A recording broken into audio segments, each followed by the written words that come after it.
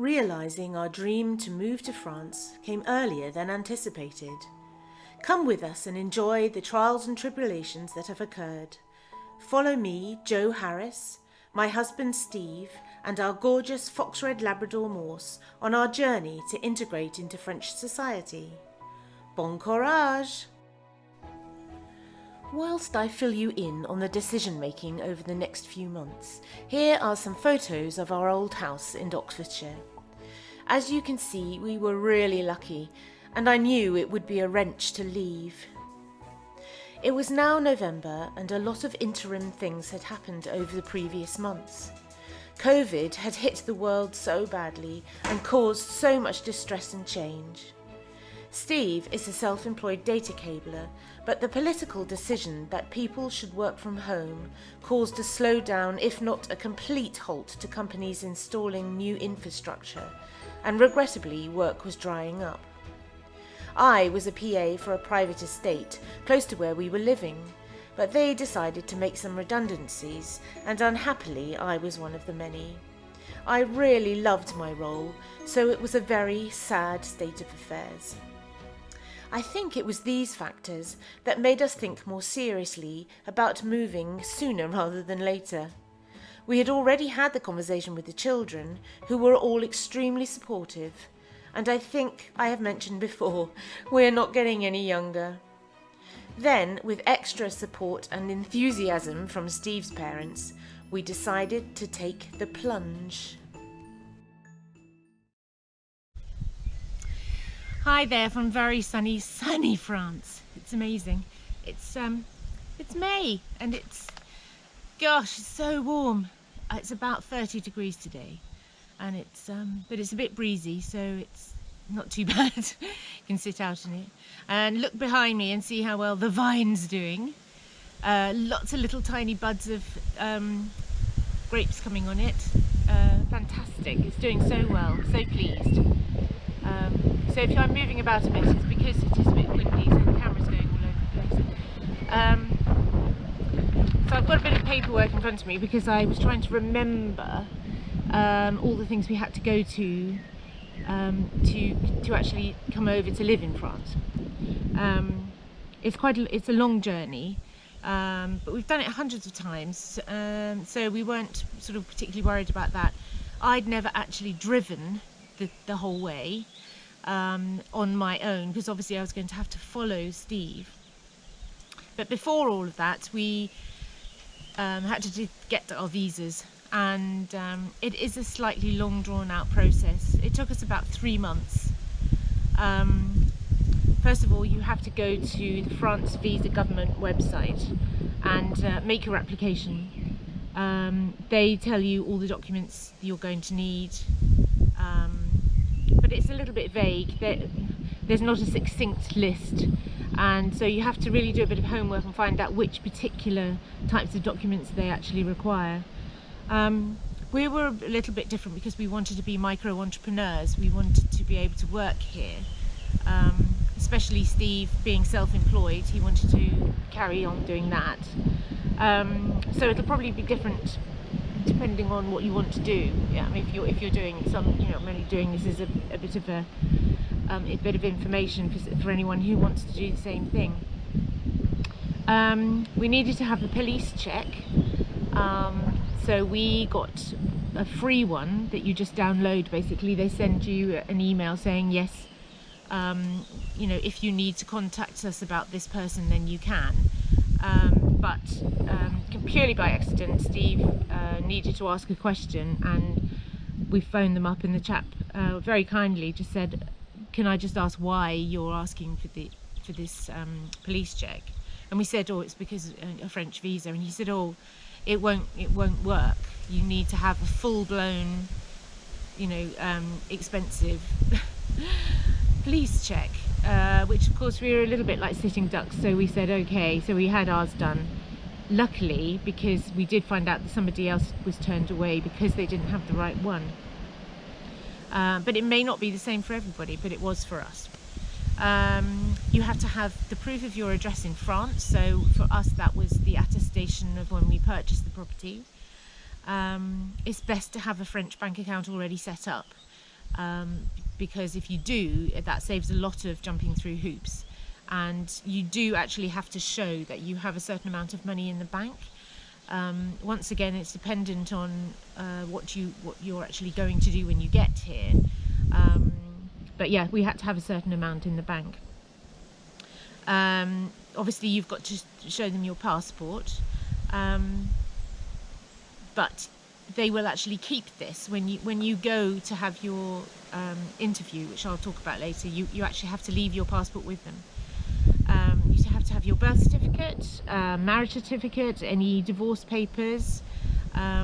In France, women are known administratively by their maiden names, which is really quite interesting. So all my paperwork says Newman, because that's my maiden name, and sort of Harris in brackets. So it's unusual, but it's just the way they do it here. So that's great. So therefore, you have to show who you were. So you always have to show marriage certificates, etc. I wasn't actually asked for divorce papers, but I sent them anyway, just so there was a paper trail, and I didn't hear anything else about it. So I think it was the right thing to do. So as I said, you've got to show bank details, showing that you've got a certain amount in the bank.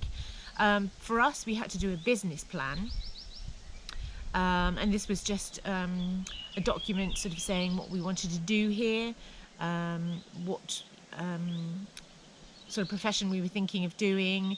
We're both obviously going to be self-employed, so there was no, we're not going to employ anybody.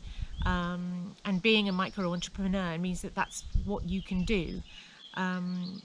But also you have to get a letter of agreement from the local prefecture saying that they're willing to let you set up a business in the area. We didn't know we had to do that, but luckily we were told, yes, everything else has gone through, but you need to do this, and they sent us the links, and so I can't remember what it was, but I think if you look that up, you'll find that that's something that needs to be sent to the prefecture where you're going to live. We had to have private health care. The GHICs aren't acceptable, or weren't at the time, but what's good about that is that as soon as you get on the social security over here, you can stop that. So ours was pretty expensive, because it has to be fully comprehensive, a bit like the car insurance. You need dental cover, you need repatriation cover, all things like that. So it's quite a high profile thing. But we've managed to drop ours now because we're on the social security here. Right, so once you've got all your documents together, you'll then be invited to go to the TLS Visa Centre in London. You take all your documents with you and copies. For us it took about 3 hours, but some friends of ours said they were there all day, so be prepared for a wait. They take your fingerprints and a retinal scan. But for us, any missing documents that we didn't have, we were emailed, and they said, can you just put them to this email address? So that was really lucky. Steve in particular had to send this prefecture letter. I can't remember. Oh, I had to send my HMRC last year's tax returns. And luckily mine was one showing that they owed me money, so that was that was really good luck. Yeah, so it's all a little bit long-winded, and it does take some time. So plan ahead. You then get an email saying that your passport is ready for collection, and again I'll reiterate that they keep your passport, so you won't be able to travel in that time. Don't do what we did and give yourself a deadline, because we'd actually already booked our crossing, and it takes about 20 days for your passport to come back. And also in that email they don't tell you whether you've got the passport or not, the visa or not. So we drove into London feeling very anxious, and luckily we opened our passports, and there we had the visa. We had the year visa and a micro-entrepreneur one, whereas some friends of ours again applied for the same thing, but they got a 6-month visitor visa, which wasn't much use to them, so they had to go through the whole thing again. So just be really, really careful and make sure you tick all the boxes. Keep everything, just keep everything, because you will need it over and over again. You know, it's a little bit like you think you've done your car tax and so you just throw that bit away, but no, you'll need it 100 times, and they'll keep on asking for the same documentation. There's no point saying, but I've already sent you that. You just have to send it again. So we set up this folder on the desktop, on our desktop. We've got all the documents in there, so they're all still in there. So anybody who wants anything else, that they're there at a moment's notice. As I said in a previous vlog, Morse has been the easiest one, because we luckily got him a French passport when we were here on holiday. So he's no bother at all. But animals have to be microchipped and rabies vaccinated. And I think, well, that's all for him. But if you've got a British passport for the dogs, you have to get a health certificate showing that they are healthy and that they've got the rabies antibodies. And that, I think somebody said, that costs £70 every time, but you have to do it every single time you travel. So it's well worth getting a French passport for the dog. So yeah, we were absolutely thrilled that we managed to get our visas, and it was a sudden sort of oh my god moment when we thought, wow, this is actually happening.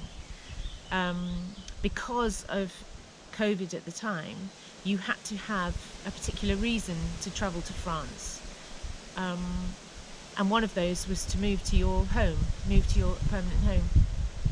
But it meant you could only do one journey. You were only allowed to do you weren't allowed to go backwards and forwards and take all your stuff. You had to do it in one go.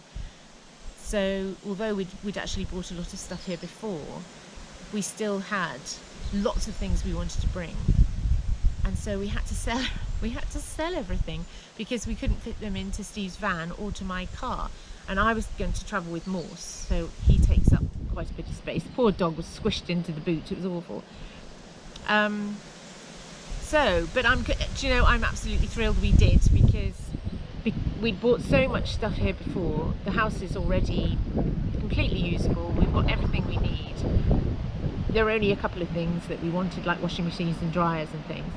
But and there are still a few things like a dishwasher I really want. But I was quite pleased that we left things behind. And funnily enough, because the house in Oxfordshire started to get really empty, it started to look so less like home, and therefore it made it a less stressful thing for me particularly to move. I thought I was going to really be awful, but we had a very short night's sleep and then got up to go first thing in the morning. All the cars and the van were all packed up. We'd got Morse in. We just did the last few things around the house, and then we were off. And so the anxiousness of the drive was in my mind, and although I almost shed a tear, I didn't, and so I'm pleased that I didn't. But as you've seen from the the photographs I put on to begin with this vlog, you can see what a lovely house we lived in, and it's the surrounding area, or the pond, the river and the lake and everything are a 2-minute walk across the field, and we lived on a bridle path, and so it was absolutely ideal for Morse. But no, I don't miss it. It's really crazy. I think it's because we're so busy here, and this is such a lovely house, that we don't miss it. So we'd always travel on the shuttle.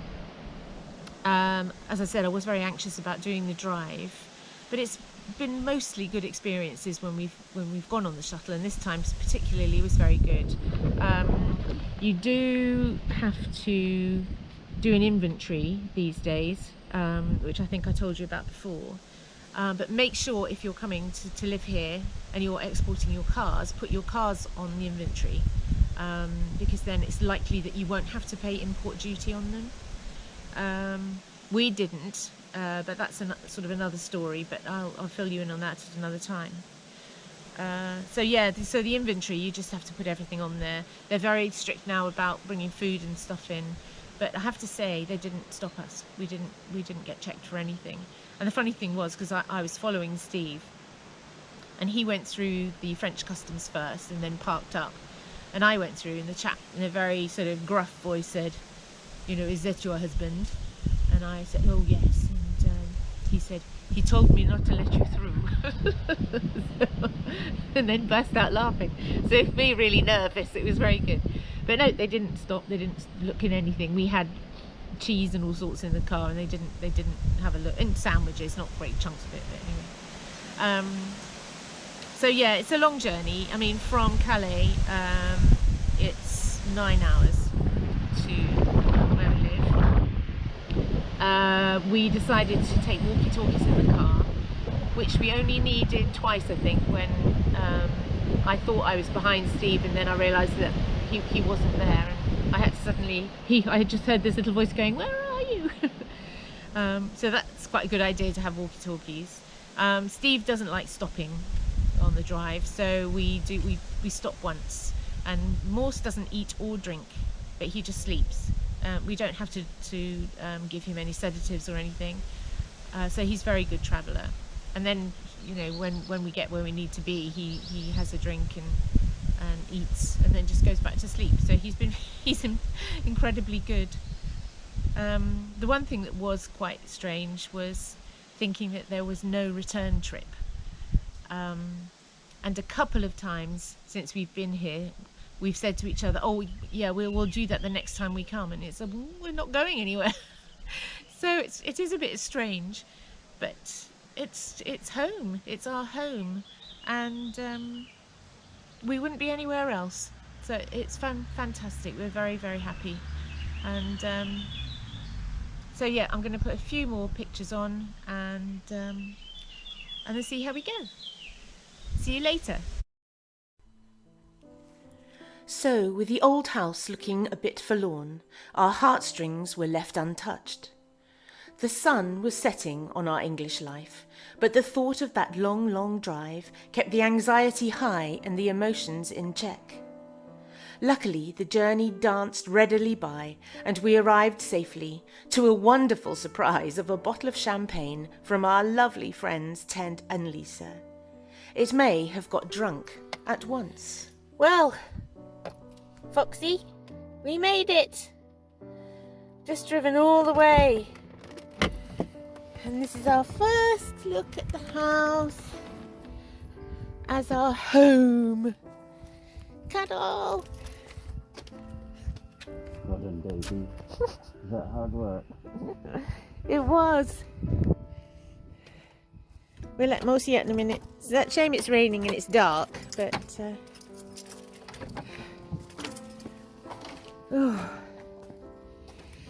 does everywhere look all right? Jolly well done. Smells all right as well. Ooh, look at that. Oh, look. They bought us a bottle of champagne. That's Ted and Lisa.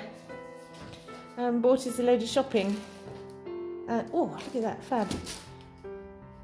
And brilliant. We're here in our new home.